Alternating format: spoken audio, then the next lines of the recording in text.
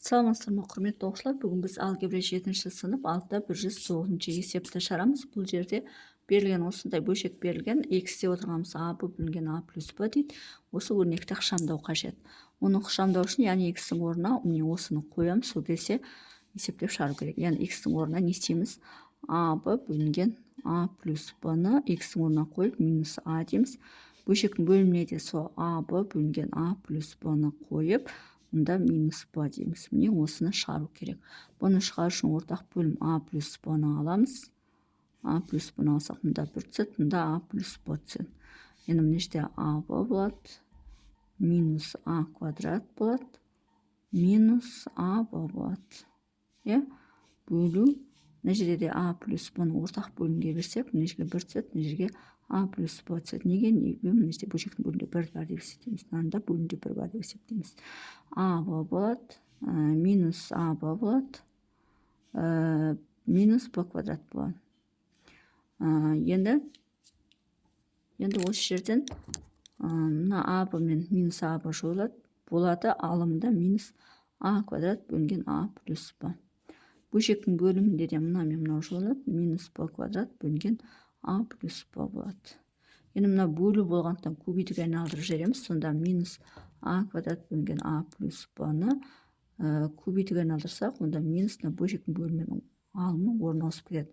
А плюс б алымына кетеді, б квадрат бөліміне кетеді. Сонда мына мен мынау қысқарады, мына минус пен минус плюс болады.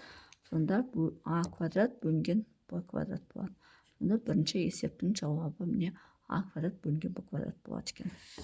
Енді екіншісін шығарамыз. Екіншісі бізде а бөлінген б минус x бөлінген б бөлінген а плюс x дейді. Мұндағы x деп отырғанымыз а минус б бөлінген а плюс б. Енді x-тің орнына осыларды қойып, өрнекті ықшамдау қажет. Яғни а бөлінген б азайту а минус б бөлінген а плюс б. Бөлшектің бөлімінде б плюс а минус б плюс а плюс б. Тең. Енді мына екеуінің ортақ бөлім б а плюс б болады. Мұнда а плюс б түседі, мұнда б түседі. Сонда мына көбейтетін болсақ, а квадрат болады, плюс а б болады. Минус а б болады. Минус б квадрат, мынамен плюс б квадрат болады. Бөлу. Ортақ бөлім а плюс б болады. Мұнда а плюс б түседі, мұнда а түседі. Мына екеуін көбейтетін болсақ, а б болады, плюс б квадрат болады. Плюс а квадрат болады, минус а б болады. Тең.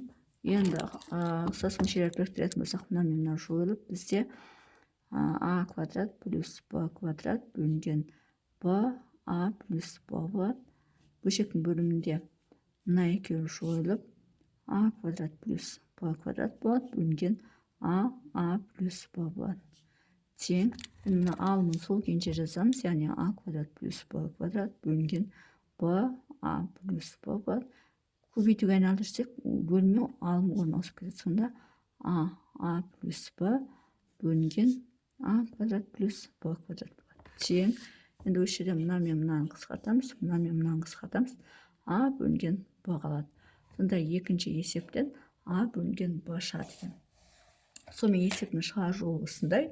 Егер есептің шығару жолы түсінікті болса, лайк басып, комментарий жазып, каналыма тіркеліп кетсеңіздер болады.